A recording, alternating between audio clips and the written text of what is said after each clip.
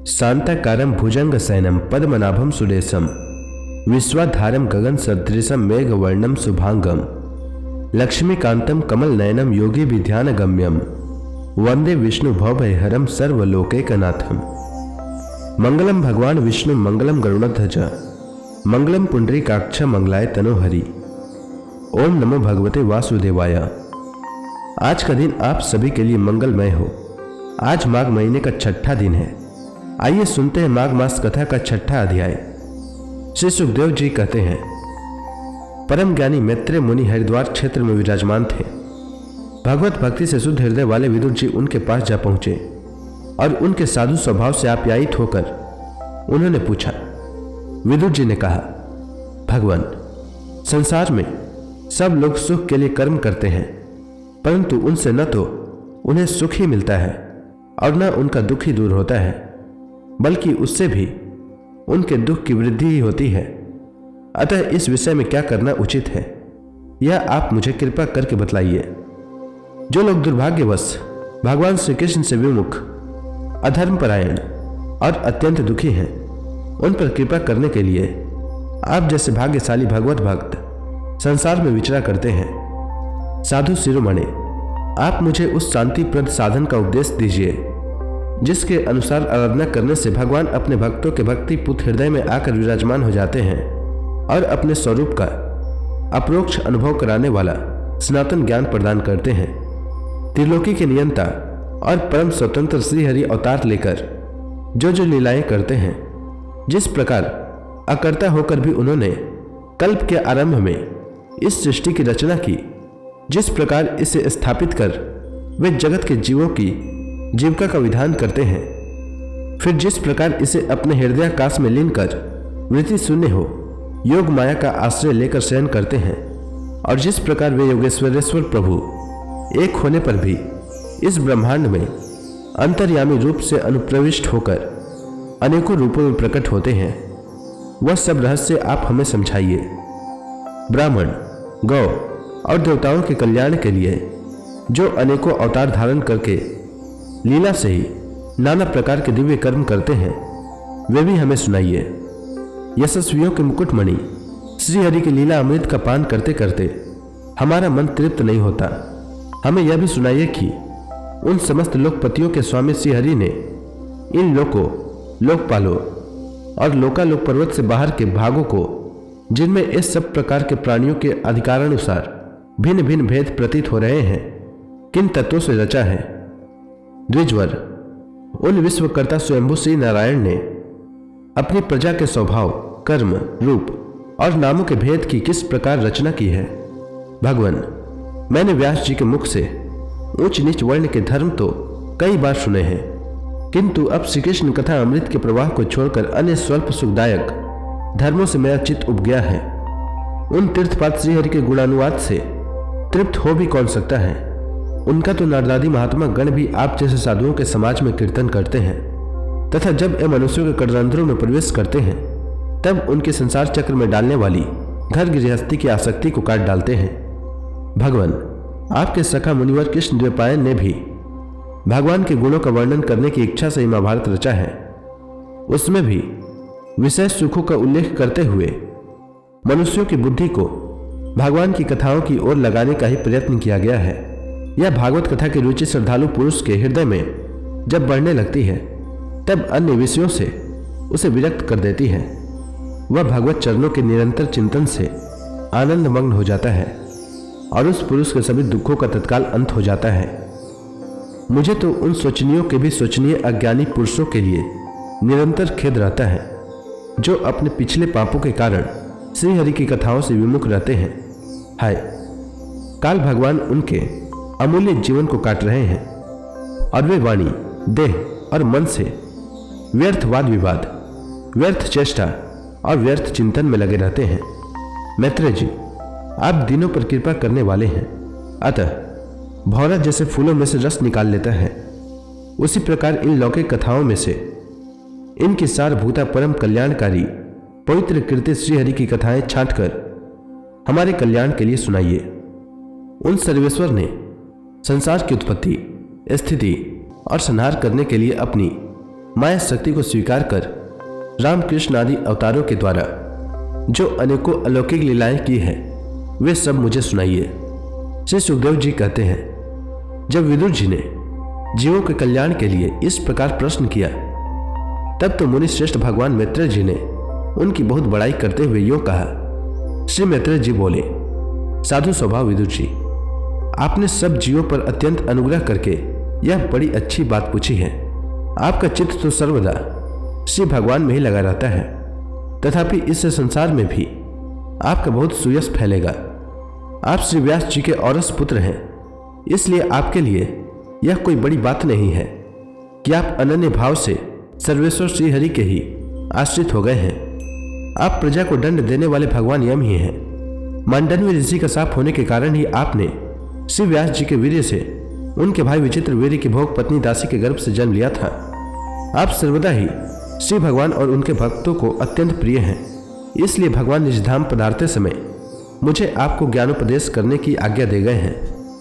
इसलिए अब मैं जगत की उत्पत्ति, स्थिति और लय के लिए योग माया के द्वारा विस्तारित हुई भगवान की विभिन्न लीलाओं का क्रमशः वर्णन करता हूँ। सृष्टि रचना के पूर्व समस्त आत्माओं के आत्मा एक पूर्ण परमात्मा ही थे, न दृष्टा था न दृश्य। सृष्टि काल में अनेक वृत्तियों के भेद से जो अनेकता दिखाई पड़ती है वह भी वही थे, क्योंकि उनकी इच्छा अकेले रहने की थी। वही दृष्टा होकर देखने लगे, परंतु उन्हें दृश्य दिखाई नहीं पड़ा, क्योंकि उस समय वही अद्वितीय रूप से प्रकाशित हो रहे थे। ऐसी अवस्था में वे अपने को असत के समान समझने लगे। वस्तुतः वे असत नहीं थे, क्योंकि उनकी शक्तियां ही सोई थी, उनके ज्ञान का लोप नहीं हुआ था। यह दृष्टा और दृश्य का अनुसंधान करने वाली शक्ति ही कार्य कारण रूप माया है। महाभाग विदुर जी, इस भावाभाव रूप अनिर्वचनीय माया के द्वारा ही भगवान ने इस विश्व का निर्माण किया है। काल शक्ति से जब यह त्रिगुण में माया शोक को प्राप्त हुई, तब उन इंद्रियातीत चिन्मय परमात्मा ने अपने अंश पुरुष रूप से उसमें चिदाभास रूप बीज स्थापित किया। तब काल की प्रेरणा से उस अव्यक्त माया से महत्त्व प्रकट हुआ। वह मिथ्या अज्ञान का नाशक होने के कारण विज्ञान स्वरूप और अपने सूक्ष्म स्वरूप से स्थित प्रपंच की अभिव्यक्ति करने वाला था। फिर चिदाभास गुण और काल के अधीन उस महत्त्व ने भगवान की दृष्टि पड़ने पर उस विश्व की रचना के लिए अपना रूपांतर किया। महत्त्व के विकृत होने पर अहंकार की उत्पत्ति हुई, जो कार्य कारण और कर्ता रूप होने के कारण भूत, इंद्रिय और मन का कारण है।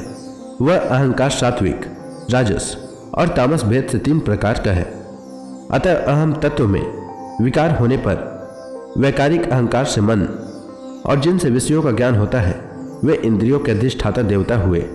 तेजस अहंकार से ज्ञानेन्द्रिया और कर्मेंद्रिया हुई, तथा तामस अहंकार से सूक्ष्म भूतों का कारण शब्द तन्मात्र हुआ, और उससे दृष्टांत रूप से आत्मा का बोध कराने वाला आकाश उत्पन्न हुआ। भगवान की दृष्टि जब आकाश पर पड़ी, तब उससे फिर काल, माया और चिदाभास के योग से स्पर्श तन्मात्र हुआ, और उसके विकृत होने पर उससे वायु की उत्पत्ति हुई। अत्यंत बलवान वायु ने आकाश के सहित विकृत होकर रूप तन्मात्र की रचना की, और उससे संसार का प्रकाश तेज उत्पन्न हुआ। फिर परमात्मा की दृष्टि पड़ने पर वायु युक्त तेज ने काल, माया और चिदंश के योग से विकृत होकर रस तन्मात्र के कार्य जल को उत्पन्न किया। तदंतर तेज से युक्त जल ने ब्रह्म का दृष्टिपात होने पर काल, माया और चिदंश के योग से गंध गुणमय पृथ्वी को उत्पन्न किया। विदुर जी, इन आकाश आदि भूतों में से जो जो भूत पीछे पीछे उत्पन्न हुए हैं, उनमें क्रमशः अपने पूर्व भूतों के गुण भी अनुगत समझने चाहिए। ये महत्त्व आदि के अभिमानी, विकार, विक्षेप और चेतनांश विशिष्ट देवगण श्री भगवान के ही अंश हैं, किंतु पृथक पृथक रहने के कारण जब वे विश्व रचना रूप अपने कार्य में सफल नहीं हुए, तब हाथ जोड़कर भगवान से कहने लगे। देवताओं ने कहा, देव, हम आपके चरण कमलों की वंदना करते हैं। ये अपनी शरण में आए हुए जीवों का ताप दूर करने के लिए छत्र के समान है, तथा इनका आश्रय लेने से यति जन अनंत संसार दुख को सुगमता से ही दूर फेंक देते हैं। जगतकर्ता जगदीश्वर इस संसार में ताप त्रय से व्याकुल रहने के कारण जीवों को जरा भी शांति नहीं मिलती। इसलिए भगवान हम आपके चरणों की ज्ञानमय छाया का आश्रय लेते हैं। मुनिजन एकांत स्थान में रहकर आपके मुख कमल का आश्रय लेने वाले वेद मंत्र रूप पक्षियों के द्वारा जिनका अनुसंधान करते रहते हैं तथा जो संपूर्ण पाप नाशिनी नदियों में श्रेष्ठ श्री गंगा जी के उद्गम स्थान है, आपके उन परम पावन पाद पद्मों का हम आश्रय लेते हैं। हम आपके चरण कमलों की उस चौकी का आश्रय ग्रहण करते हैं जिसे भक्तजन श्रद्धा और श्रवण कीर्तन आदि रूप भक्ति से परिमार्जित अंतःकरण में धारण करके वैराग्य पुष्ट ज्ञान के द्वारा परम धीर हो जाते हैं। हे ईश्वर, आप संसार की उत्पत्ति, स्थिति और संहार के लिए ही अवतार लेते हैं, अतः हम सब आपके उन चरण कमलों की शरण लेते हैं जो अपना स्मरण करने वाले भक्त जनों को अभय कर देते हैं। जिन पुरुषों का देह गे तथा उनसे संबंध रखने वाले अन्य तुच्छ पदार्थों में अहमता और ममता का दृढ़ दुराग्रह है, उनके शरीर में आपके अंतर्यामी रूप से रहने पर भी जो अत्यंत दूर है, उन्हीं आपके चरणार बिंदु को हम भजते हैं। परम यशस्वी परमेश्वर, इंद्रियों के विषयाभिमुख रहने के कारण जिनका मन सर्वदा बाहर ही भटका करता है, वे पामर लोग आपके विलासपूर्ण पाद विन्यास की शोभा के विशेषज्ञ भक्त जनों का दर्शन नहीं कर पाते। इसी से वे आपके चरणों से दूर रहते हैं। हे देव, आपके कथा अमृत का पान करने से उमड़ी हुई भक्ति के कारण जिनका अंतःकरण निर्मल हो गया है, वे लोग वैराग्य ही जिसका सार है, ऐसा आत्मज्ञान प्राप्त करके अनायास ही आपके वैकुंठ धाम को चले जाते हैं। दूसरे धीर पुरुष चित्त निरोध रूप समाधि के बल से आपकी बलवती माया को जीतकर आप में ही लीन तो हो जाते हैं, पर उन्हें श्रम बहुत होता है, किंतु आपकी सेवा के मार्ग में कुछ भी कष्ट नहीं होता। आदिदेव, आपने सृष्टि रचना की इच्छा से हमें त्रिगुणमय रचा है, इसलिए विभिन्न स्वभाव वाले होने के कारण हम आपस में मिल नहीं पाते और इसी से आपकी क्रीड़ा के साधन रूप ब्रह्मांड की रचना करके उसे आपको समर्पण करने में असमर्थ हो रहे हैं।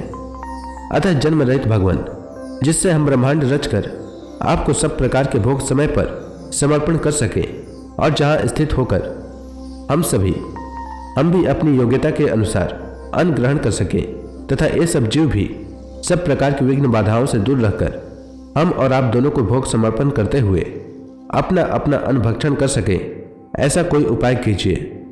आप निर्विकार पुराण पुरुष ही अन्य कार्य वर्ग के सहित हम देवताओं के आदि कारण हैं। हे देव, पहले आप अजन्मा ही ने सत्वादि गुण और जन्मादि कर्मों की कारण रूपा माया शक्ति में चिदाभास रूप विधि स्थापित किया था। परमात्मा देव, महतत्व आदि रूप हम देवगण जिस कार्य के लिए उत्पन्न हुए हैं, उसके संबंध में हम क्या करें। देव, हम पर आप ही अनुग्रह करने वाले हैं, इसलिए ब्रह्मांड रचना के लिए आप हमें क्रिया शक्ति के सहित अपनी ज्ञान शक्ति भी प्रदान कीजिए।